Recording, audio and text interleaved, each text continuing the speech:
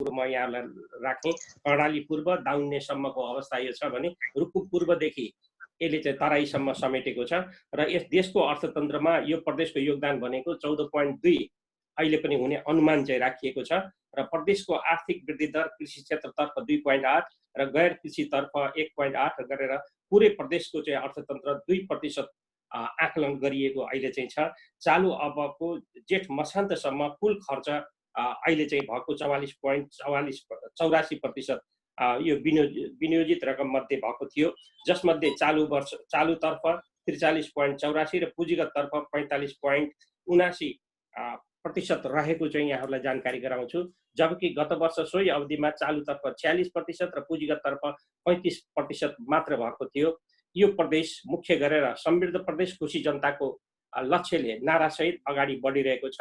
यो वर्षको बजेट हाम्रो 281 बुँदामा उल्लेख गरिएको छ, जबकि गत वर्ष 179 वटा बुँदा चाहिँ उल्लेख गरिएको थियो र उद्देश्य र प्राथमिकताको सवालमा लगभग धेरै मतलब प्रदेशहरूसँग मिल्छ। स्वास्थ्य क्षेत्र, कृषि क्षेत्र, रोजगार, दिगो पूर्वाधार र खर्चलाई मितव्ययी बनाउने यसले पनि यसरी नै आफूलाई किटान गरेको हामी पाउँछौँ। र अब म यो 77-78 मा छुट्याइएको बजेटको सन्दर्भमा कुरा गर्दा यहाँ प्रदेश 5 को 36 अरब 35 करोड 25 लाख अहिले चाहिँ छुट्याइएको छ, जसमध्ये चालुतर्फ 12 अरब 59 करोड 24 लाख 98 हजार जुन 34.64% हुन्छ भने पुँजीगततर्फ 18 अरब 61 करोड 79 लाख 52 हजार अर्थात् 51.22% हुन्छ भने स्थानीय तहमा हस्तान्तरण गर्ने रकम 5 अरब 14 करोड 50 हजार यो जुन 14.14% हुन्छ। यसलाई गत वर्षसँग तुलना गर्दा गत वर्षको 5 नम्बरको प्रदेशको चाहिँ बजेट थियो 36 अरब 41 करोड 68 लाख र यसलाई चाहिँ हाम्रो त्यतिखेर त्यस अवस्थामा चालुतर्फ 36.94 र चाहिँ पुँजीगततर्फ 51.1 र स्थानीय तहमा हस्तान्तरण हुने 12.05% चाहिँ रहेको थियो। यसरी गत वर्षसँगको आवकको तुलना गर्दा पुँजीगत खर्च 0.021%ले बढी भएको छ भने चालु खर्च 2.30%ले कम गरिएको छ। त्यसै गरी स्थानीय तहमा हस्तान्तरण गर्ने रकम भने गत वर्षभन्दा 2.9%ले वृद्धि भएको छ, अर्थात् 75 करोड 2 लाख 50 हजार बढी भएको छ यसपटक भने। आम्दानीतर्फ हेर्दाखेरि हामीले यो अहिलेको बजेटमा राजस्वबाट आउने अनुमान 22 अरब 20 करोड 85 लाख जुन अनुदानबाट 14 अरब 14 करोड 40 लाख रहेको छ र यसरी 36 अरब 35 करोड 25 लाख छ र यसमा चालु आबबाट बचत भएर आउने 7 अरब भनेर छुट्याइएको छ भने यो गत वर्ष यसको अवस्था के थियो भने 14 अरब 80 करोड 63 लाख यो हाम्रो चाहिँ राजस्वबाट आउने आकलन गरिएको थियो भने अनुदान 16 अरब 61 करोड 05 लाख अर्थात् कुल 31 अरब 41 करोड 68 लाख गरिएको थियो भने त्यतिखेर पनि गत वर्ष पनि 5 अरब चाहिँ गत वर्षको बचतबाट आउने अनुमान गरिएको थियो। यसरी चालु अब यो अहिलेको उसमा चाहिँ जेठ मसान्तसम्म खर्च विनियोजित बजेटको 44.84% चाहिँ रहेको भनेर भनिन्छ, जसमध्ये चालुतर्फ 43.94%, पुँजीगततर्फ 45.71% रहेको छ। गत वर्ष यो अवधिमा चालु 46% र पुँजीगततर्फ 35% मात्र खर्च भएको थियो।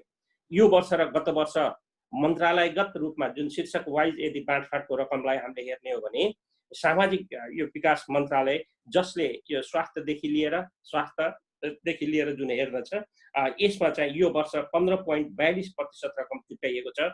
गत वर्ष यही मन्त्रालयमा यी कामका लागि 12.61% थियो। यसरी यो वर्ष 2.91%ले धेरै छ। यसभित्र स्वास्थ्य, शिक्षा, खेलकुद, युवा परिचालन, रोजगार, सिप विकास आदि पर्छ। भइपरि आउनेबाट भनेर फेरि यो चाहिँ एउटा 1 अरब रुपियाँ बेग्लै छुट्याएको छ यदि आवश्यक पर्यो भने कोभिडको लागि मात्रै भनेर त्यसरी पनि अहिले बजेट विनियोजन गरेको छ भने भूमि व्यवस्था कृषि सहकारीतिर हेर्दाखेरि यो वर्ष 11.02% र गत वर्ष 12.26% चाहिँ छुट्याइएको थियो भने गत वर्षभन्दा 1.24% चाहिँ यो भूमि कृषितिर चाहिँ थोरै चाहिँ अहिले विनियोजन गरेको पाइन्छ। त्यस्तै उद्योग, पर्यटन, वन, वातावरणतिर हेर्ने हो भने कुल बजेटको यो वर्ष 7.71% गरिएको छ। गत वर्ष यही 7.93% थियो, अर्थात् 0.22%ले यो थोरै छ।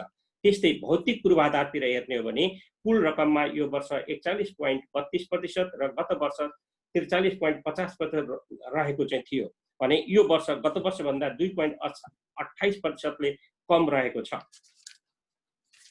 यसरी हेर्दाखेरि हाम्रो अहिलेको बजेटको चाहिँ मैले एउटा समग्र चित्रण यहाँहरूलाई राखेँ। यसरी हेर्दाखेरि यो सालको यो जुन हाम्रो चाहिँ बजेट हो, यो बजेटको चाहिँ सकारात्मक पक्ष के थियो त यसले अझ लिएको बुँदागत रूपमा हेर्दाखेरि स्वास्थ्य क्षेत्रलाई यसले अहिलेको आवश्यकता अनुरूप महत्त्व दिएको छ। आम जनताको पहुँच बढाउने, स्वास्थ्यमा आम जनताको पहुँच बढाउने कोसिस गरेको छ। जिल्ला अस्पतालहरूलाई 50 शय्यामा पुर्याउने, स्वास्थ्य चौकीहरूलाई आधारभूत सेवा दिन सक्ने बनाउने, 84 वर्षभन्दा माथिका मानिसहरूलाई घर घरमा स्वास्थ्य सेवा पुर्याउने, 24 वटा नमुना विद्यालयहरू बनाउने, समृद्धिको अभियान अन्तर्गत छोरीहरूको पहुँचमा विज्ञान कार्यक्रम भनेर विशेष कार्यक्रम गर्दै छात्रवृत्तिको व्यवस्थाहरू गरिएको छ र यो चाहिँ विभिन्न दलित पिछडिएका सबैलाई पनि यसमा चाहिँ समावेश गर्ने भन्ने लक्ष्य लिएको छ भने प्रत्येक स्वयंसेवी कार्यक्रम भनेर कोभिडका कारणले रोजगारी गुमाएकाहरूलाई बेग्लै खालको विशेष कार्यक्रम राखिएको छ भने स्वरोजगार र रोजगार वृद्धिका लागि 10,000 युवाहरूलाई केन्द्रित गर्ने भन्ने खालको चाहिँ लक्ष्य यसले लिएको छ। स्वदेशी श्रम स्वदेशमै पसिना, हात हातमा कृषि सामग्री, गाउँ गाउँमा रोजगारी भन्ने नाराका साथ 42,000 चाहिँ रोजगारी सृजना गर्ने यसले चाहिँ लक्ष्य लिएको छ। एक स्थानीय तहमा एकजना कृषि र वा पशु पंक्षी अधिकृत चाहिँ यो प्रदेशको तर्फबाट राख्ने भन्ने खालको यसले अहिले चाहिँ किटान गरेको छ। एक जिल्ला एक स्रोत केन्द्र, एक वडा एक हरित स्वयंसेवक, कृषकको श्रम कृषककै मूल्य, कृषि वस्तुको सङ्कलन केन्द्र र कृषिजन्य वस्तु बिक्री गर्ने आउटलेट राख्ने यसले लक्ष्य लिएको छ। साना घरेलु तथा साना उद्योग विकास कोष भनेर यसले 10 करोड रुपियाँ विनियोजन गरेको छ। एक निर्वाचन क्षेत्र एक औद्योगिक ग्राम, 109 वटै स्थानीय तहमा स्थानीय उत्पादनलाई प्रमोट गर्नका लागि एक कोसेली घर स्थापना गर्ने, जसका लागि प्रत्येक उसमा 10 लाख रुपियाँ दिने विनियोजन गर्ने भनेर 10 करोड 90 लाख रुपियाँ समेत छुट्याइएको छ। प्रदेश कार्यालयमा स्वदेशी वस्तुबाट बनेको फर्निचर प्रयोग गर्ने र नयाँ भवनहरू यदि बनाइयो भने झ्याल ढोका पनि नेपाली काठकै राख्ने, यो विदेशी उसको चाहिँ नगर्ने भन्ने कुरा प्रष्ट किटान रूपमा भनिएको छ। त्यस्तै खर्चमा मितव्ययता गर्नको लागि केन्द्रमा जस्तै चाहिँ यो भत्ता, इन्धन, स्वास्थ्य, सुरक्षा, विदेश भ्रमण यी कुराहरूलाई चाहिँ काटिएको छ भने स्वास्थ्य र सुरक्षामा बाहेक अरू उसमा चाहिँ सवारी नकिन्ने भनेर किटान गरिएको छ। त्यस्तै बृहत्तर लुम्बिनी, हाम्रो यो प्रदेश लुम्बिनी यहाँहरूलाई थाहै छ, लुम्बिनी पर्यटन प्रवर्धन कार्यक्रम यसले यो बुद्ध सर्किटलाई समेटेर यसलाई अझ एक्सटेन्सन गर्दै प्रभावकारी बनाउने भन्ने कुराहरू राखेको छ।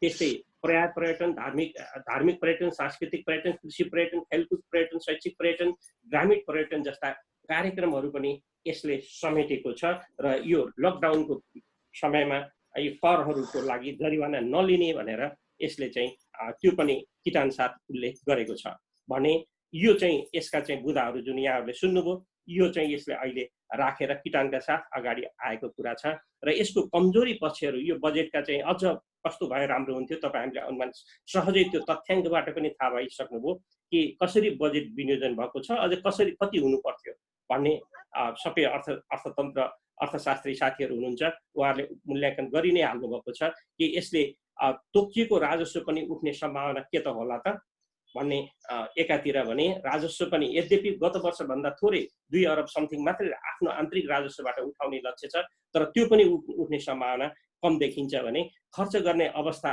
हामीले देख्यौँ यो गत 2 वर्षकै अवस्थामा जुन देख्यौँ र यो पिरियडमा भने पनि खर्च गर्न सक्ने अवस्था देखिन्न। त्यस्तै स्थानीय तहमा दिइने रकम थोरै वृद्धि भएको छ, तर अझ अहिलेको काम भनेको यो प्रदेशभन्दा पनि स्थानीय सरकारले गर्ने कुरा प्रष्ट छ। त्यस कारणले अझ यसलाई चाहिँ स्थानीय सरकारमा केन्द्रित गरेको भए राम्रो हुन्थ्यो र यो पुँजीगत खर्च कटाएर भए पनि हस्तान्तरण रकम बढाउनु पर्थ्यो भन्ने यो चाहिँ हामीलाई लागेको छ। त्यस्तै कृषि, भूमि व्यवस्था, सहकारी तर्फको चाहिँ जुन रकम मध्येबाट जुन छ यही कुरा मैले अहिले यहाँ राखेँ। यो र त्यस्तै भौतिक पूर्वाधारमा गत वर्षभन्दा अलिकति घटे पनि अझ कम गरिनु पर्थ्यो। यो राजनीतिक कारणले सबै जिल्लामा अलिअलि हालिदिनु पर्ने यो हाम्रो परम्परा जुन छ त्यही परम्परा अहिले पनि यो चाहिँ कायम भएको छ। त्यस कारणले यो अवस्थामा यो कुरालाई ध्यान नदिएको भए राम्रो हुन्थ्यो। त्यस्तै यो समय नागरिकले रोजगारी र सहुलियत चाहन्छ, शाब्दिक रूपमा यसरी उल्लेख गरिए तापनि यो कुरालाई विनियोजित रकमलाई हेर्दाखेरि हामीले अहिले चाहिँ अब केन्द्रको पनि हेऱ्यौँ र प्रदेशको पनि हेर्दाखेरि यो अझ पुगेन। अघि पनि 1 नम्बरदेखि जुन कुराहरू उठे, 2 नम्बरको सरले त बहुतै जुन भन्नुभयो त्यो खालले नै यसलाई अझ हेरेको भए अझ सुन्दर हुन्थ्यो भन्ने र अझ परिणाममुखी हुन्थ्यो भन्ने हामीलाई लाग्छ। मुख्य गरेर अहिले प्रदेशमा सरहरूले कसरी हेर्नुभयो, यो हाम्रो संवैधानिक रूपमै एउटा अप्ठ्यारो चाहिँ देखिएको छ। त्यो के भने अघि पनि गर्नुभयो, यसको जिम्मेवारी कसले दिने? यो प्रदेशको प्रदेश सभासदहरूले कहीँ आफ्नै निर्वाचन क्षेत्रमा भएको रकममा पनि अनुगमन गर्न सक्ने कार्यविधि छैन।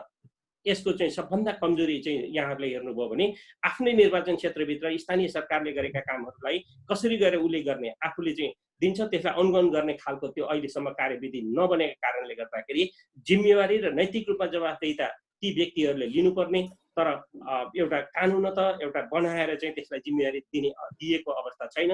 यो सबै प्रदेशमा त्यस्तै छ क्यारे। त्यसैले यसलाई चाहिँ नगर्दासम्म यो जवाफदेहिता र औँला उठाउने कुराहरू स्थानीय सरकार प्लस यो प्रदेशका चाहिँ सभासदहरूलाई जिम्मेवारी चाहिँ एउटा बनाउन, नैतिक रूपमा जिम्मेवारी बनाउनका लागि यो चाहिँ गर्नुपर्ने देखिन्छ।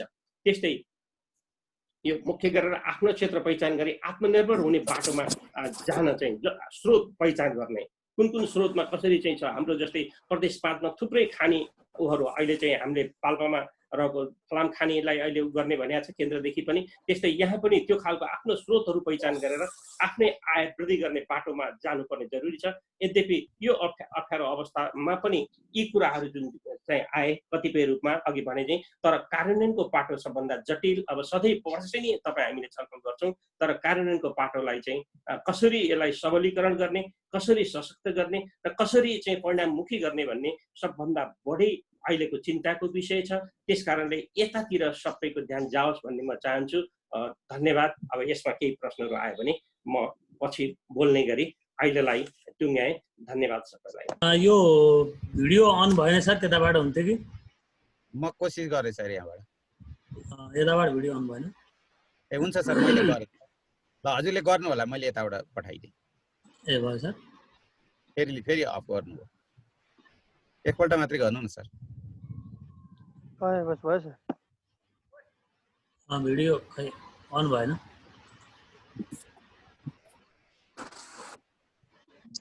फेरि हाम्रो डाक्टर दिलनाथ सरलाई विशेष धन्यवाद दिन चाहन्छु र अब उपस्थित सम्पूर्ण महानुभावहरू, हाम्रा अर्थविज्ञदेखि लिएर सहभागी सम्पूर्णलाई चाहिँ म नमस्कार गर्न चाहेँ। यो बजेट विशेष गरेर यो कोभिड-19ले विश्वव्यापी अर्थलाई असर पारिरहेको सन्दर्भमा यो बजेट आइरहेको छ। हाम्रो संवैधानिक व्यवस्था अनुसार जेठको 15 गते सङ्घीय सरकारको बजेट र प्रदेश सरकारले असार 1 गते बजेट प्रस्तुत गर्ने गरेका छ। विशेष गरी यो नेपाल यो हाम्रो कर्णाली प्रदेशको बजेटलाई नेपालको 15औं योजना र कर्णाली प्रदेशको प्रथम पञ्चवर्षीय योजना आधार पत्रका आधारमा चाहिँ ल्याइएको छ। र हाम्रो कर्णाली प्रदेश भौगोलिक रूपमा धेरै विकट छ। कर्णाली प्रदेशमा मुलुकको 21% भूभाग रहेको छ भने 6% जनसङ्ख्या रहेको छ। यसमा कुल टोटल जनसङ्ख्या मध्ये 6% जनसङ्ख्या यहाँ रहेको छ। त्यस्तै गरी यो प्रदेशले नेपालको समग्र आर्थिक विकासमा 2.3% योगदान गरेको छ। देशको कुल ग्राहस्थ उत्पादनमा कर्णाली प्रदेशको योगदान करिब 4.3 रहेको छ। यो कर्णाली प्रदेशको चालु आवकको आर्थिक वृद्धि दर करिब 3.6 हुने प्रक्षेपण गरिएको छ। आवाज त सुनिएको छ नि सर? सुनिएको छ सर, राम्रोसँग आइरहेछ लीला सर। हजुर, हस्। यस्तो रहेको छ। र अब यसपछि अब हाम्रो विशेष गरी यो आर्थिक वर्ष 17-78 को कर्णाली प्रदेशको बजेटको व्यवस्थामा विशेष गरी अब यसमा चाहिँ हामीले यो कर्णाली प्रदेशले चाहिँ 73 अरब 74 करोड 13,53,000 रकम विनियोजन गरेको छ। त्यसमा पुँजीगत खर्चका लागि चाहिँ 57%, 19 अरब 6 करोड 91,21,000 को कुरा व्यवस्था गरेको छ भने चालु खर्चका लागि चाहिँ 34%, 11 अरब 67 करोड 57 लाख विनियोजन गरेको छ। त्यस्तै वित्तीय हस्तान्तरणमा 9% को व्यवस्था गरेको छ। करिब यो 2 अरब 79 करोड 65 लाख चाहिँ रकम विनियोजन गरेको छ। र यसको स्रोत व्यवस्थापनको लाई हेर्दा यो आन्तरिक राजस्वबाट 30 करोड 6,53,000 व्यवस्था गरेको छ। त्यस्तै चालु आवकको खर्च नभई बाँकी रहेको रकम 11 अरब 19 करोड 9 लाखबाट यो व्यवस्था गरिएको छ। त्यस्तै तपाईँको सङ्घीय सरकारबाट राजस्व बाँडफाँड बापत आउने रकम 7 अरब 39 करोड 56 लाख रहेको छ। वित्तीय समानीकरण अनुदानमा चाहिँ 9 अरब 23 करोड 29 लाख छ। सशर्त अनुदान तर्फबाट 4 अरब 49 करोड 11 लाख छ। त्यस्तै नेपाल सरकारबाट प्राप्त हुने सम्पूरक अनुदानमा 25 करोड 25 लाख छ। विशेष अनुदानमा 46 करोड रहेको छ। वैदेशिक सहायताबाट 1 करोड 76 लाख गरी यो हाम्रो टोटल चाहिँ 33 अरब 74 करोड 13 लाख रकम यो बजेट चाहिँ को आन्तरिक स्रोत यो आर्थिक स्रोत यो स्रोत व्यवस्थातर्फ यसरी गरिएको छ। र करिब चाहिँ 6% आर्थिक वृद्धि दर हासिल गर्ने यसको लक्ष्य रहेको छ यो वर्षको आगामी आर्थिकको लागि। र यो बजेटका विशेष गरी बजेटका उद्देश्यहरू यो कोभिड-19 को महामारीबाट जनताको जीवनस्तर सुरक्षादेखि लिएर जीवनस्तरलाई चाहिँ सुरक्षित हुँदै सहज बनाउने, त्यस्तै खाद्य सङ्कट हुन नदिन दैनिक उपभोग्य वस्तुहरूको भण्डारण र सहज आपूर्तिको सुनिश्चित गर्ने, स्वास्थ्य र शिक्षा क्षेत्रमा थप विकास र विस्तार गर्ने कुराहरू रहेको छ। त्यस्तै अर्थतन्त्रका प्रमुख क्षेत्रको पुनरुत्थान गर्ने, उत्पादन एवं उत्पादकत्व वृद्धि गर्ने, समावेशी एवं समन्वयिक विकासको आधारमा रोजगारी सिर्जना गर्ने लक्ष्य रहेको छ। त्यस्तै गरेर सामाजिक आर्थिक र भौगोलिक यो विशेष गरी भौतिक पूर्वाधारहरूको दिगो विकास लक्ष्य रहेको छ, त्यो उद्देश्य राखिएको छ। त्यस्तै सार्वजनिक स्रोतहरूको प्रभावकारी परिचालन गर्ने पनि यसले उद्देश्य राखेको छ। अनि बजेटका क्षेत्रगत र कार्यक्रमगत प्राथमिकताहरूलाई हेर्दा यो कोभिड-19 को महामारीबाट प्रदेशवासीहरूलाई सुरक्षित राख्न, क्वारेन्टाइन एवं आइसोलेसन व्यवस्थापन र आवश्यक औषधि, स्वास्थ्य सामग्री एवं उपकरणहरूको उपलब्धता र परीक्षणको दायरालाई चाहिँ विस्तार विकासको लागि यसको उपचार व्यवस्थापनको लागि मा पनि यसमा विशेष जोड दिएको छ। यो कार्यक्रम यसलाई क्षेत्र छुट्याइएको छ भने अत्यावश्यक खाद्यान्नहरूको भण्डारण र भरपर्दो आपूर्ति व्यवस्थामा पनि जोड दिएको छ। त्यस्तै कृषि उद्योग र वन पर्यटन र निर्माण क्षेत्रहरूमा पुनरुत्थान गरी उत्पादन र उत्पादकता वृद्धि गर्ने र यो कार्यक्रमले प्राथमिकता राखेको छ। त्यस्तै सडक, ऊर्जा र खानेपानी, सिँचाइ जस्ता पूर्वाधारहरूका विकास गर्ने पनि यसको मुख्य चाहिँ प्राथमिकता परेका छन्। अब यो बजेटका विशेष राम्रा पक्षहरूलाई हेर्दाखेरि कस्तो देखिन्छ भने यो स्वास्थ्यमा विशेष जोड दिएको छ यो बजेटले। र अब यो कोभिड-19 को असरले कोही परिवारका सदस्य मृत्यु हुन्छ भने त्यो परिवारलाई चाहिँ 1 लाख बिमा दिने पनि व्यवस्था गरेको छ यसले। त्यस्तै गरेर यो एफएम रेडियो टेलिभिजन मार्फत यो इन्टरनेटबाट दूरशिक्षा प्रदान गर्ने पनि यसले योजना राखेको छ। त्यस्तै गरी सुर्खेत स्थित प्रदेश अस्पताललाई चाहिँ 300 शय्याको शिक्षण अस्पतालको रूपमा विकास गर्न र भौतिक पूर्वाधारहरू विकास, त्यस्तै स्वास्थ्य उपकरणहरूको लागि करिब 13 करोड 45 लाख रकम विनियोजन गरिएको छ। त्यस्तै गरेर सुर्खेतमा 50 शय्याको सरुवारोग नियन्त्रण अस्पताल स्थापना गर्नमा यो सङ्घीय सरकारसँग समन्वय र सहकार्य गरी यसलाई अगाडि बढाउने बजेट समेटिएको छ। त्यस्तै बुँदा नम्बर 44 मा कर्णाली स्वास्थ्य विज्ञान प्रतिष्ठान र प्रदेश सरकारको सहकार्यमा चिकित्सा शास्त्रमा मास्टर लेभलको अध्ययन अध्यापनको लागि त्यसको पूर्वाधारहरू विकास गर्नको लागि चाहिँ पनि बजेटले जोड दिएको छ। र समग्रमा यो स्वास्थ्य क्षेत्रमा चाहिँ 2 अरब 77 करोड रकम विनियोजन गरिएको छ। र यस्तै गरेर खाद्य सुरक्षातर्फ पनि त्यस्तै एक स्थानीय तह एक अन्न भकारी भन्ने कार्यक्रम यो सञ्चालन गर्ने गरी बजेट छुट्याइएको छ। त्यस्तै गरेर श्रम रोजगारीमा पनि त्यस्तै आफ्नो गाउँ आत्मनिर्भर बनाऊ साथ यो रोजगारी मूलक र पूर्वाधार विशेष कार्यक्रम सञ्चालन गर्ने, यसका लागि करिब 1 अरब 20 करोड रकम छुट्याइएको छ। त्यस्तै गरेर कृषि र भूमि व्यवस्थापन यथोचित रकमहरू छुट्याइएको छ। जस्तै यहाँ हाम्रो यो कर्णाली प्रदेश त्यसै पनि अर्ग्यानिक प्रदेशको रूपमा चिनिन्छ र अर्ग्यानिक प्रदेश भएको हुनाले पनि र यहाँको सरकारले पनि बजेट त्यतितर्फ बढी जोड दिएको पाइन्छ। यहाँको रैथाने बालीहरूलाई यसको विकास प्रवर्धन गर्नेमा पनि यसले बजेट छुट्याएको छ। त्यस्तै गरी हिमाली क्षेत्रका यो स्याउहरू ओखरहरू जस्ता कुराहरूमा पनि अनि पहाडी क्षेत्रका सुन्तलाहरूको फार्महरू विस्तारमा पनि बजेट छुट्याइएको छ। त्यस्तै एक स्थानीय त एक उत्पादन विशेष कार्यक्रम भएर पनि सरकारले यसमा पनि यथोचित बजेट छुट्याएको छ। विशेष गरी अर्ग्यानिक मल र यो जैविक विषादीका लागि उत्पादन विशेष सहयोग कार्यक्रमको पनि अगाडि बढाएको छ। प्रदेश भूउपयोग सम्बन्धी नीति र कानुन, गुरुजन निर्माण, त्यस्तै खेतीयोग्य जमिनलाई बाँझो नराख्ने गरी त्यहाँ पनि उत्पादन गर्ने योजनाहरू राखेको छ। त्यस्तै चक्लाबन्दी र सामूहिक खेती, सहकारी खेतीको कुराहरूलाई पनि यसले समेटेको छ। भूमि बैङ्कको व्यवस्थाको लागि यो कानुनी आधारहरू तयार गर्ने पनि भनेको छ। त्यस्तै भूमि तथा कृषि विकासका लागि यसले कार्यक्रमहरू चाहिँ छुट्याएको छ। समग्रमा कृषि क्षेत्रमा 2 अरब 70 करोड जति रकम यसले छुट्याएको पाइन्छ यो प्रदेश सरकारले बजेट एलोकेट गर्दाखेरि। त्यस्तै गरी यो उद्योग र वाणिज्य क्षेत्रमा पनि त्यत्तिकै जोड दिएको पाइन्छ। कर्णाली प्रदेशलाई अर्ग्यानिक प्रदेशको रूपमा विकास गर्न, यो जैविक मल यसको कारखाना उत्पादन गर्नमा पनि बजेट छुट्याएको छ, राम्रै बजेट छुट्याएको देखिन्छ। त्यस्तै गरी भू संरक्षण र वातावरण पनि यो प्रदेशमा रहेको चाहिँ अपार जडीबुटी छ। यहाँ अब जडीबुटीको भण्डारै मानिन्छ यसलाई। यसको सम्भावना के छ, यहाँको शोध यसको चाहिँ खोजी गर्ने, यसलाई परिचालन गर्ने, दिगो प्रवर्तनमा पनि त्यत्तिकै जोड दिएको छ। त्यस्तै वन, भू संरक्षण र वातावरण क्षेत्रको कार्यक्रममा पनि यसले त्यत्तिकै प्राथमिकता राखेको छ। त्यस्तै हवाई सेवा र पर्यटनकोमा पनि यसले जोड दिएको पाइन्छ। प्रदेश पर्यटनको गुरु योजना बनाएर पर्यटकीय पूर्वाधारको विकासमा जोड दिएछ।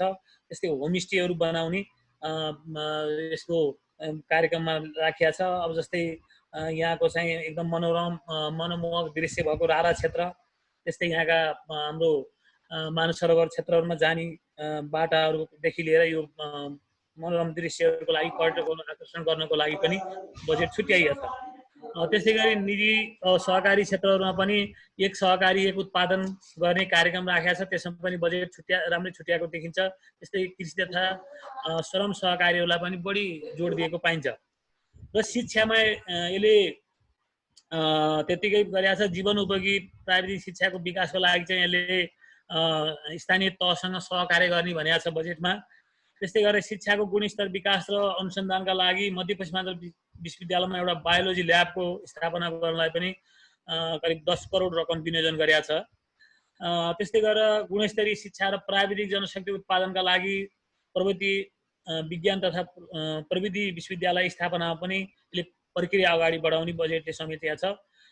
त्यस्तै गरेर यो एक निर्वाचन क्षेत्र एक प्राविधिक शिक्षालय भन्ने नारा राखेर चाहिँ यो यस्तो पनि प्राविधिक शिक्षालयहरू प्रत्येक प्रदेशको निर्वाचन क्षेत्रमा सञ्चालन गर्नुपर्छ भन्ने किसिमले बजेटमा ल्याएको पाइन्छ। त्यस्तै गरी यो ज्ञान र सिपसँग सँगै आर्जन गर्ने लर्न एन्ड अर्नको यो कन्सेप्टलाई पनि यसले अगाडि बढाएको पाइएको छ। किनभने त्यो टेक्निकल कुराहरू चाहिँ त्यस्ता शिक्षासँगै लिने र त्योबाट पनि आफ्नो नलेजलाई त्यहाँ सेयर गर्ने र सँगसँगै पढ्दै र आफूले पनि आय आर्जन गर्ने किसिमले अगाडि बढाउनेमा जोड गरेको छ।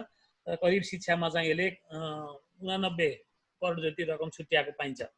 त्यस्तै छेउलागा र विपन्न समुदायका मान्छेहरूलाई पनि बजेटले समेट्ने कोसिस गरेको छ।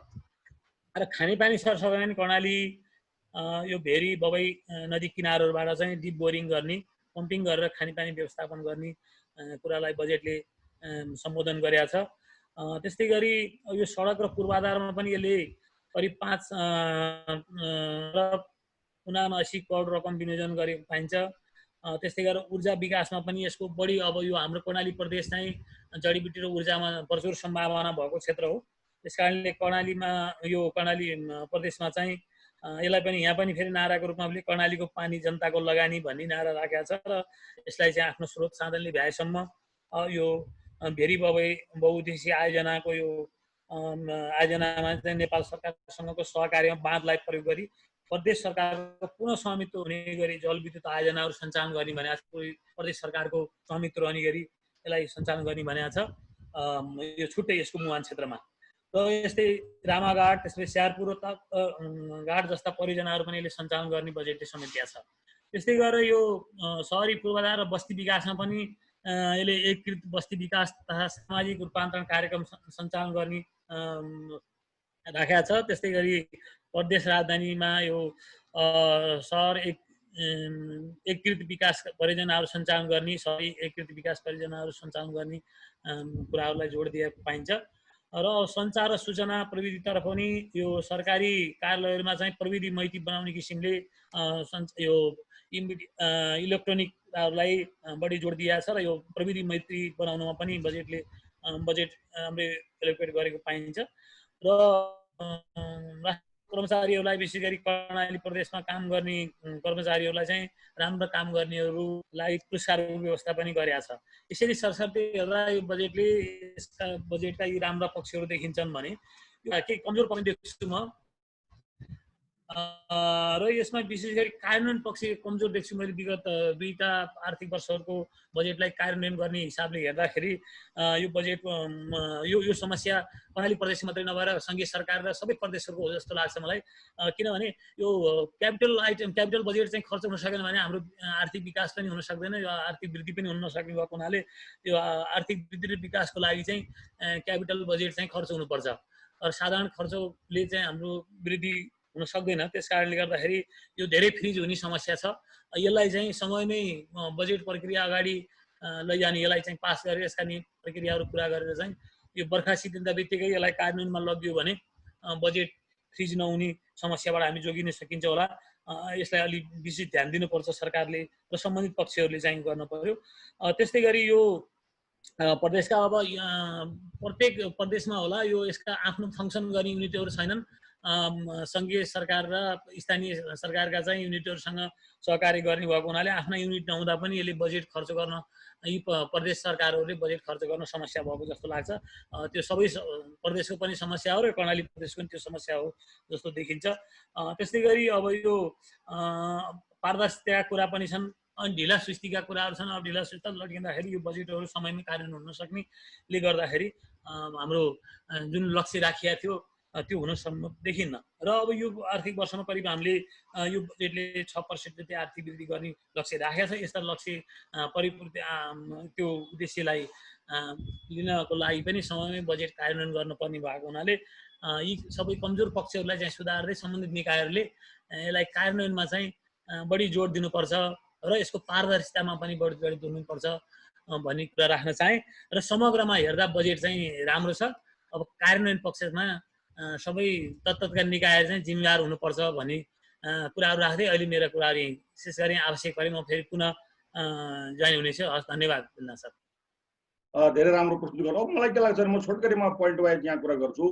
अब यो सुदूरपश्चिमाञ्चल हाम्रो सुदूरपश्चिम प्रदेशको जस्तो हो कि अरू प्रदेश चाहिँ यो 33 अरब 38 करोडको चाहिँ टोटल बजेट छ। त्यसमध्ये चालुतर्फ करिब करिब 14 अरब 18 करोड र पुँजीगत तर्फ 16 अरब 16 अरब भनेपछि 50% करिब करिब चाहिँ पुँजीगत, 42% चाहिँ यसको चालु र अरू केही खर्चहरू यसमा छन्। अब आन्तरिक स्रोतको तर्फबाट कुरा गर्नुहुन्छ भने आन्तरिक स्रोत भने त खालि 60 करोड मात्रै हो। बाँकी चाहिँ केन्द्रबाट प्राप्त हुने राजस्व बाँडफाँड, रोयल्टी इत्यादि कुराहरू छन्। अब यो हाम्रो प्रदेशको उद्देश्यको कुरा गर्दाखेरि उद्देश्यहरूमा यसको चाहिँ जो महामारीबाट जीवन रक्षा एउटा उद्देश्य छ, अर्थतन्त्रको पुनरुत्थान उद्देश्य छ, कृषिमा आत्मनिर्भरता, गुणस्तरीय स्वास्थ्य प्रणाली र रोजगारी सृजना, यी केही उद्देश्यहरू छन्। प्राथमिकताहरू पनि गरिबी र महामारीबाट तत्काल राहत दिने, अर्थतन्त्रमा पर्न गएको असरलाई न्यूनीकरण गर्ने अनि बेरोजगारहरूलाई चाहिँ आय आर्जनमा वृद्धि गर्ने इत्यादि प्राथमिकता छन्। अब मलाई के लाग्दछ भने अब यो बजेटमा चाहिँ यो बजेटमा यसका राम्रा कुराहरू के छन् त भने सबभन्दा पहिलो कुरा त्यसको प्राथमिकताहरू एकदम मिलाएको छ। म पहिले प्राथमिक राम्रो कुराहरू गर्छु, त्यसपछि यसमा के कुरा छुट्याएको छ मिसिङको कुरा गरौँला। पहिलो कुरो त यसमा चाहिँ यो अहिले हुनुपर्ने नै त्यही हो, किनकि अहिलेको बेलामा यसको प्राथमिकताहरू समसामयिक रूपमा मिलेको छ। स्वास्थ्य अहिले सबभन्दा ठुलो कन्सर्नको कुरा हो।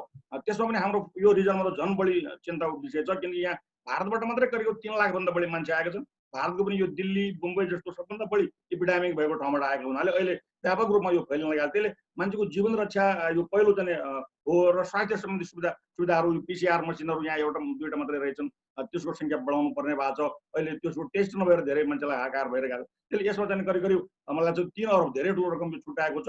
यो प्रोपर चाहिँ किसिमकोलाई प्रायोरिटी दिएको छ र यो महत्त्वपूर्ण कुरा छ। र त्यसपछि खाद्य सुरक्षा अब के छ भने अब त्यहाँबाट मान्छेहरू आएपछि ती धेरै जसो मान्छेहरू बेरोजगार भएका छन्। र पहाडमा आउँछन्, तिनीहरूको त्यहाँ कामधन्दा छैन, पहाडमा खेतीपाती पनि चाहिँ भएको छैन, त्यसैले तिनीहरूको चाहिँ कसरी तिनीहरूलाई भोकमरीबाट बचाउने, कसरी जोगाउने भन्ने एउटा महत्त्वपूर्ण चाहिँ पक्ष छ। त्यसलाई यहाँ बजेटमा प्राथमिकता दिएको छ, त्यो पनि एउटा राम्रो कुरा हो। र अर्को कुरो अब केही सानसाना कुराहरू जस्तो कृषिलाई यान्त्रिकीकरण भनेको छ, मेकानाइजेसन गर्ने भनेको छ, वास्तवमा उखु काट्ने मसिनहरू ल्याउने, यो राम्रो कुरा हो। यो परीक्षणको लागि नेपालमा भएको छ, यो लार्ज स्केल मेकानाइजेसन नभए पनि कृषिमा चाहिँ यान्त्रिकीकरण हुन होला। अर्को कुरो लिफ्ट सिँचाइ भनेको छ, धेरै राम्रो कुरा गरिरहेको छ। हाम्रो पहाडमा चाहिँ कस्तो छ भने तलबाट नदी बगिरहेको छ, माथि टारमा चाहिँ बाँझो छ, त त्यहाँबाट पानी तानेर माथि निकाल्न सके भए त्यहाँ धेरै हराभरा हुन्थ्यो। त्यसले यो एउटा राम्रो कुरा भएको छ, यो लिफ्ट सिँचाइ योजना भन्ने भएको छ। अनि एजुकेसनमा मलाई यो बजेटले पहिलोपटक कम्युनिटी कलेजको बारेमा राम्ररी चाहिँ बोलेको छ। यसलाई चाहिँ आइसिटी, यो कम्प्युटर इन्फर्मेसन टेक्नोलोजीलाई विशेष जोड दिएको छ। त्यसमा 15 करोड नै छुट्याएको छ विभिन्न कलेजहरूलाई र विद्यालयहरूलाई। कैलाली क्याम्पसलाई त्यसको आइसिटी अनलाइन उसको सेन्टरै बनाउने भन्ने छ, 1.5 करोड यसमा छुट्याएको छ। त्यसले यसमा चाहिँ यो कुरा शिक्षामा पनि केही नयाँ कार्यक्रमहरू आएका छन्। अनि कयौँ हाम्रो पहाडका विद्यालयहरूमा छात्रावासहरू बनाउने कुराहरू उठेको छ। र यसमा यो कम्युनिटी कलेजको लाई पनि यसले राम्रो किसिमले ल्याएको छ। र भौतिक पूर्वाधारमा पनि धेरै चाहिँ योजनाहरू छन्। अब अर्को कुरा के छ भन्दाखेरि उद्योगहरूलाई पनि राहत दिने कुराहरू छ। उद्योगहरूमा चाहिँ राहतको कुरा छ, त्यसमा विभिन्न किसिमका उद्योगहरूलाई त्यो राहत कतिसम्म पर्याप्त हुन्छ त्यो भिन्नै कुरा हो, तर केही रिलिफको कुरा छ। र अब त्यसपछि स्थानीय यसमा अब इनोभेसनको कुरा गरिएको छ। स्थानीय तहमा नवप्रवर्तन, केही स्थानीय हरेक चाहिँ निर्वाचन क्षेत्रमा 3 करोड रुपियाँ छुट्याएर केही इनोभेटिभ कामहरू, केही नयाँ कामहरू गर्छन् भने त्यसलाई सपोर्ट गर्ने भने यो पनि एउटा नयाँ कुरा हो। र अरू चाहिँ कार्यक्रमहरू एक स्थानीय तह, एउटा चाहिँ उद्योग भन्ने छ। अर्को एउटा राम्रो कुरा मलाई के लाग्यो भने यसलाई एग्रिकल्चरलाई चाहिँ कृषि क्याम्पसलाई चाहिँ फार्मसँग जोड्ने, शिक्षालयलाई खेतसँग जोड्ने, बादमा कृषि क्याम्पसमा अनुसन्धान गरेर त्यसलाई चाहिँ हाम्रो बालीसँग जोड्ने एउटा कार्यक्रम, कृषि क्याम्पसलाई चाहिँ अनुसन्धानमूलक बनाउने ताकि हाम्रो प्रदेशमा चाहिँ एउटा फाइदा होस् भन्ने हो। र यी कार्यक्रमहरू चाहिँ एउटा राम्रो आएको छ। अर्को एउटा इनोभेटिभ कुरा मलाई यो गैर संस्थासँग जोड्ने कुरा पनि मलाई ठिक लाग्यो, किनकि हाम्रो देशमा विभिन्न किसिमका गैर संस्थाहरू छन्, गैर सरकारी संस्थाहरू आएका छन् विभिन्न उद्देश्यले, कयौँ चाहिँ काम गर्ने उद्देश्य आएका छन्, कयौँका हिडन एजेन्डाहरू छन्, त्यो गाउँमा काम गरिरहेका छन्, त्यहाँ विभिन्न किसिमका अरू कामहरू पनि भइरहेका छन्, गैर सामाजिक काम पनि भइरहेका छन्, हाम्रो राष्ट्रिय अखण्डता भड्काउने काम पनि भइरहेको छ। त्यसले धेरैलाई हेर्नुपर्ने छ। अहिलेसम्म त्यसले यो गैर संस्थाको नियमन गर्ने भन्ने कुरा यो अब कतिसम्म उहाँहरू गर्नुहुन्छ त्यो भिन्नै कुरा, तर यो आवश्यक थियो किनकि धेरै संस्थाहरू फल इन्टेन्सन गलत उद्देश्यले पनि यहाँ आइरहेका छन्। अर्को कुरो ब्यास इलाका, जो हाम्रो अहिले हाम्रो जो कालापानी इलाका हाम्रो आयो त्यससँग जोडिया ब्यास इलाका, उहाँहरूलाई पनि आफ्नो देशको अनुभूति होस्, उनीहरू एकदम माझलाई एकदम छेउमा परेको छ, त्यहाँ पनि केही काम होस् भनेर त्यसको लागि पनि पैसा छुट्याएको छ 5 करोड। त्यो धेरै राम्रो कुरा भएको छ। अनि त्यसपछि यो खप्तड रामा रोशन जो यहाँका प्रमुख पर्यटकीय केन्द्रहरू यसको पर्यटनको पूर्वाधारको लागि पनि त्यहाँ रकम छुट्याइएको छ। राजमार्गहरूमा सीसीटीभी लाउने भनेको त्यो धेरै राम्रो कुरा हो। वास्तवमा हाइवेहरूमा दुर्घटना हुन्छ, बदमासीहरू हुन्छन्, अरू इलिगल तत्त्वहरू हुन्छन्, त्यसले गर्दाखेरि त्यसले एउटा राम्रो कुरा आइरहेको छ। सुदूरपश्चिमाञ्चल प्रज्ञा प्रतिष्ठान स्थापना गर्ने कुरा छ, त्यो एउटा राम्रो कुरा हो यसको लागि, यहाँ साहित्यको विकासको लागि। र त्यसपछि प्रादेशिक विश्वविद्यालय, प्राविधिक विश्वविद्यालयको कुरा छ। लगायत यस्तो धेरै राम्रा कुराहरू यसमा आएका छन्। यसमा यी कुराहरूमा चाहिँ हामी गयो भन्दाखेरि अब यसको चाहिँ अरूको अब यो यसको मिसिङ कुरा, यसको चुनौतीहरू के छन् त भन्ने विषयमा जान्छु। जस्तो उहाँले भन्नुभयो यो म्यानेजमेन्टको तर्फबाट हेरिदिनु पर्यो भन्नुभएको। हाम्रो जस्तो देशलाई we are not underdeveloped but we are undermanaged भनिन्छ। हामीहरू चाहिँ अविकसित हो भने अन्डर म्यानेज्ड हो, हरेक ठाउँमा हाम्रो व्यवस्थापनको समस्या छ। त्यसैले यो बजेटलाई एउटा डेभलपमेन्ट रिचुअल, एउटा विकास कर्मकाण्डको रूपमा मात्रै नलिएर यो साँच्चै एउटा जनताको भावना, जनताको एस्पिरेसन, उनीहरूको चाहिँ इच्छा आकाङ्क्षा निडलाई रिप्रेजेन्ट गर्ने एउटा टुल होस् भन्नको लागि यसमा चाहिँ के हामीले सुधार गर्नुपर्ने हुन्छ। त्यसो भए पहिलो कुरा त के चुनौती भयो भन्दाखेरि हाम्रो देशमा संहिता लागू भएको 3 वर्ष भयो। अब जनताहरू रिजल्ट खोज्न थाले। हामीले चाहिँ पहिले संहिता आएपछि समस्या समाधान हुन्छ भन्यौँ, अहिलेसम्म कुनै पनि सिस्टम थिएन। संहिता आएपछि अब 3 वर्षपछि त रिजल्ट चाहियो नि त जनतालाई। त्यसले जनताहरू रिजल्ट खोज्न थाले। त्यसो भएको हुनाले यतिका खर्च गरेर, यत्रो चाहिँ हाम्रो यत्रो ठुलो पैसा खर्च गरेर यत्रो सिस्टम, यत्रो तामझाम बनायौँ, तर आखिर जनताले के पायो त भन्ने कुरो यो एउटा पिपल आर क्वेसनिङ नाउ। त्यसले यसले हाम्रो सम्पूर्ण सिस्टममाथि नै हुन्छ त प्रश्न चिन्ह लाग्न सक्छ। त्यसले हाम्रो किनकि डेलिभरीमा लाग्नु पर्यो, अब डेलिभरी ओरिएन्टेड हुनु पर्यो, त यो रिजल्ट ओरिएन्टेडपट्टि ध्यान दिनु पर्यो भन्ने मलाई लागेको छ। अर्को कुरो यो आगामी वर्षको जुन यो बजेट चाहिँ 3टा कुरा मात्रै, अरू धेरै कुरा यसमा आवश्यक। 3टा कुरा। पहिलो कुरा के हुन्छ भने मान्छेको जीवन रक्षा गर्नु पर्यो। सुदूरपश्चिममा भन्दा धेरै मान्छेको चाहिँ यहाँ क्षति हुने सम्भावना देखिएको छ, किनकि यति धेरै मान्छेहरू आयो कि हाम्रो बोर्डरमा चेक गर्न सकेनौँ। यी भारतको सबभन्दा एपिडेमिक ठाउँबाट आएका छन् र गाउँमा पसेका छन्। अब बिस्तारै त्यसको रिजल्ट देखिन थालेको छ। र त्यहाँ न कुनै चाहिँ चिकित्सकहरू त्यति ठुलो सङ्ख्यामा छन्, न भेन्टिलेटर छ, न केही पनि छ। त्यहाँको कोरोनाहरू अघि कुन सरले भन्नुभएको थियो, त्यो क्वारेन्टाइनहरू भनेको गाउँमा जन्ती राख्ने जस्तो बनाइदिएको छ, त्यहाँ केही पनि छन्। त्यहाँ इभन क्राइमहरू भइरहेका छन्। त्यसो भएको हुनाले सबभन्दा पहिले हामीले चाहिँ मान्छेको जीवन रक्षाको लागि यो चाहिँ क्वारेन्टाइनहरू गर्ने, उनीहरूलाई आइसोलेसन गर्ने, यो सबभन्दा महत्त्वपूर्ण र PCR टेस्ट गर्ने यो महत्त्वपूर्ण काममा ध्यान दिनुपर्छ। र त्यसपछि अर्को कुरो ती मान्छेहरू बेरोजगार र भोकमरी आउन सक्छ। तपाईँले सुन्नुभयो होला अस्ति अछाममा एकजना बेरोजगार भाइले चाहिँ आत्महत्या गर्नुभयो। त यो उता देखियो त त्यस्ता थुप्रै सङ्ख्यामा छन् समाजमा। त्यस्तो केस आउनलाई सरकारले अहिलेदेखि नै आफ्नो सोसियल वेलफेयर सरकारले आफ्नो कार्यक्रमहरू ल्याउनु पर्यो त्यसको लागि पनि, त्यसमा मान्छे अरू केस नहोस् भन्नको लागि। र अर्को कुरो यो शिथिल भइसकेका अर्थव्यवस्थालाई पुनर्जीवित गर्नु छ। अहिले सबैतिर चौपट छ, तपाईँको होटलहरू लगायतका सबै हाम्रो अर्थव्यवस्था पुरै चौपट भएको छन्। त यसलाई चाहिँ कसरी माथि ल्याउने भन्ने कुरो अर्को अगाडि आएको छ। र अब यो बजेटमा जति कुराहरू देखिएका छन् यसमा चाहिँ जनरल यस्ता स्टेटमेन्ट जस्तो विद्युत पहुँच बढाउने, सडक पहुँच बढाउने भन्ने छ। यसलाई स्पेसिफिक हुनु पर्यो। अहिलेसम्म कति % जनतालाई विद्युत छ, अब यसलाई यति पुर्याउनु। अहिले 50% मान्छेको विद्युत पाउँछ, अब यसलाई 70% पुर्याउने भन्नु पर्यो। अहिलेसम्म कति मान्छेलाई खानेपानीको सुविधा पुगेको छ, अब कति पर्नेलाई पुर्याउने, एकदम स्पेसिफिक डाटा चाहिँ आउनु पर्नु जस्तो मलाई लाग्दछ। र यसमा चाहिँ स्पेसिफिक डाटा आएको छैन। र त्यो स्पेसिफिक भयो भनेदेखि अनि हामीलाई त्यसको मूल्याङ्कन गर्न पनि सजिलो हुन्छ। र अर्को कुरो के भन्दाखेरि हामी कहाँ साना साना काम गर्नलाई पनि धेरै समय लाग्न थाल्यो। या यसमा प्रदेश गर्नेले धेरै ध्यान दिनुपर्छ। सानो सानो काम जस्तो यो प्रदेश बस सेवा भनेको छ, त्यो प्रदेश बस सेवा भनेको 3 वर्ष भइसक्यो। प्रदेश बस सेवा भनेको कुनै धेरै ठुलो चाहिँ कुरो छैन। गाउँ गाउँमा स्थानीय निकायले पनि बस चलाएका छन्। एउटा 10-15 वटा बस ल्याएर एउटा सानो मेकानिजम बनाएर 2-4 नियम बनाएर चलाइदिन त हो नि। त्यो प्रदेश बस सेवा चलाउन यतिका वर्ष किन? त्यसबाट के हुन्छ भन्दाखेरि हामीले छिटो अलिक फास्ट ट्र्याकमा जानु पर्यो, काम छिटो गर्नु पर्यो। र यसमा सानो सानो काममा लागि धेरै वर्ष लाग्ने भइरहेको छ। अर्को कुरो अब अर्को कुरो हाम्रो प्रदेशको सन्दर्भमा कुरा गर्दाखेरि जनप्रतिनिधिहरूको ले आफ्नो सुख सुविधामा पनि अलिकति त्याग गर्नुपर्ने जस्तो मैले देखेको छु। हालसालै यहाँ सुविधाहरू बढायो भन्ने आइरहेको छ। त्यो पहिले निर्णय भएर अहिले बढेको जेसुकै भए पनि यो बढाउनुको समय होइन। त्यो त्यो सिम्बोलिक हुन्छ। मुख्यमन्त्रीहरू, प्रधानमन्त्री, राष्ट्रपति जस्ता मान्छेले 1% छाडे पनि जनतामा सिम्बोल जान्छ। त्यसले एउटा यस्तो कुराको सिम्बोलिक हुन्छ। त्यसले खर्च घटाउनुपर्छ। र यसबाट किन यो कोरोना अप्ठ्यारो परेको बेलामा देशको अर्थव्यवस्था नै हाम्रो देशको राष्ट्रिय स्तरकै अर्थतन्त्रमा अहिले कर्मचारीलाई तलब पाउन नपाउने पुगिरहेको बेलामा प्रदेशमा पनि त्यो चाहिँ 60 करोड मात्रै हाम्रो आन्तरिक राजस्व छ। त्यस्तो बेलामा हामीले चाहिँ यसमा पनि ध्यान दिनुपर्छ। र अर्को कुरो निजी क्षेत्रलाई चाहिँ जगाउनको लागि पनि केही कामहरू, आखिर मान्छेलाई रोजगार दिने पनि निजी क्षेत्र नै हो, सरकारलाई कर दिने पनि निजी क्षेत्र नै हो। निजी क्षेत्र भनेको यहाँ बस व्यवसाय छन्, होटल छन्, खुद्रा व्यापारी छन्, अरू विभिन्न धन्दामा लागेका छन्, स्कुल विद्यालयहरू छन्, यतिका उनीहरूलाई कसरी पुनर्जीवन दिने त उनीहरू सबै थला परेका छन्। त्यस सम्बन्धी पनि कुनै ठोस कार्यक्रम र विशेष गरी कुनै प्याकेजहरू यहाँ आउनुपर्ने जस्तो मलाई लाग्दछ। र अहिले कुरो अब अहिलेको सिस्टममा एउटा महत्त्वपूर्ण कुरा मैले यहाँ म्यानेजमेन्ट तपाईँले भन्नुभयो, म गभर्नेन्समा को कुरा गर्छु जहिले पनि। सिस्टममा के हुन्छ भन्दाखेरि हामीले 1 लाख रुपियाँ माथिबाट दियौँ भयो भने जनताका 30 लाख 40 लाख मात्रै पुग्छ। त्यसमा यो के हो त, बिचमा सिस्टम हाम्रो यति खराब छ कि त्यो कमिसन खान्छन्, त्यहाँ भ्रष्टाचार गर्छन्, जनतासँग पुग्दैन। त्यसले गभर्नेन्स पनि सुधार्नु पर्छ। नत्र तपाईँले जति बिगारेको त्यो पुग्दैन। तल पाल परे भाँडामा पानी हाल्यो भने कसरी हुन्छ? कसले भरिँदैन। त्यसैले गभर्नेन्सलाई सुधार्नु पर्यो, गभर्नेन्स सुधार्नु पर्यो। र अर्को कुरो पुँजीगत खर्च गर्ने उसलाई पनि बढाउनु पर्यो। हाम्रो अहिले नै 10 अरब त गत वर्षकै बचेको यहाँ आयो, त्यो गत वर्ष खर्च नहुन पाएर बच्ने हो। त्यसमा हामीले पुँजीगत खर्च बढाउनु पर्यो र हाम्रो चाहिँ सिस्टमलाई सुधार्नु। अहिलेको सिस्टम कस्तो छ भन्दाखेरि हामीहरू सानोतिनो काम गर्नको लागि पनि धेरै पैसा खर्च गरिरहेका छौँ। इन्डियामा नेहरूले एकचोटि भन्नुभएको थियो, we are spending thousands of rupees to save 4 आना। 4 आना बचाउनलाई हामी लाखौँ खर्च गरिरहेका छौँ भने। त्यही भएर हामीले त्यसो बनाउनु भएन, अलिक फास्ट ट्र्याकमा जानु पर्यो र गुड गभर्नेन्समा जोड दिनु पर्यो। त्यसो भयो भने के हुन्छ, जनताले वास्तवमा हाम्रो जनताले विशेष गरी यस प्रदेशका जनताले गभर्नेन्स सिस्टमको बारेमा अनुभूति गर्न पाएकै छैन। जनतालाई विभिन्न सेवा सुविधाहरू दिने, उनीहरूको कामहरू छिटो हुने र बिना कुनै घुस, बिना कुनै भ्रष्टाचार, बिना कमिसन हुनु पर्यो। अब यहाँ जनरली के हुन्छ भन्दाखेरि अब यो असालको महिना लागेपछि विभिन्न किसिमको कागज बोकेर एप्रोच भएका मान्छेहरू ठाउँमा जाने, विभिन्न किसिमको अन्टरसनमा योजना बनाएका छन्, कागज सब तयार छ, अनि पैसा लिने।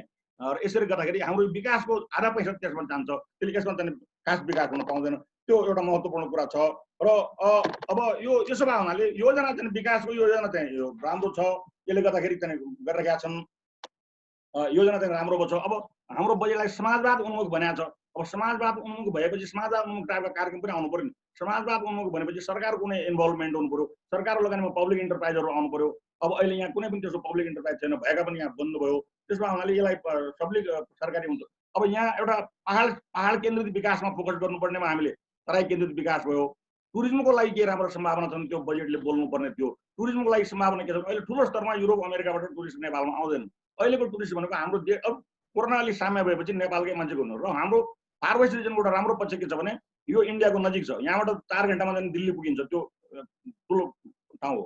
र त्यहाँबाट आएपछि यहाँ अब यदि चाहिँ भोलि भारतमा पनि अलिक होलो भयो भने अलिकति शान्ति भयो भने मान्छेहरू अलिक घरबाट बाहिर हलचल गर्छन् आउनु त उनीहरू युरोप अमेरिका जानुभन्दा यदि सेफ ठाउँ छ भनेर नेपालमा आउन चाहन्छ त्यसले हाम्रो यहाँ इन्डियाबाट आउने टुरिस्टहरूलाई यहाँ हामी खिच्न सक्छौँ त्यसबाट चाहिँ हाम्रो यहाँको पर्यटन व्यवसाय चल्छ र अर्को कुरो अब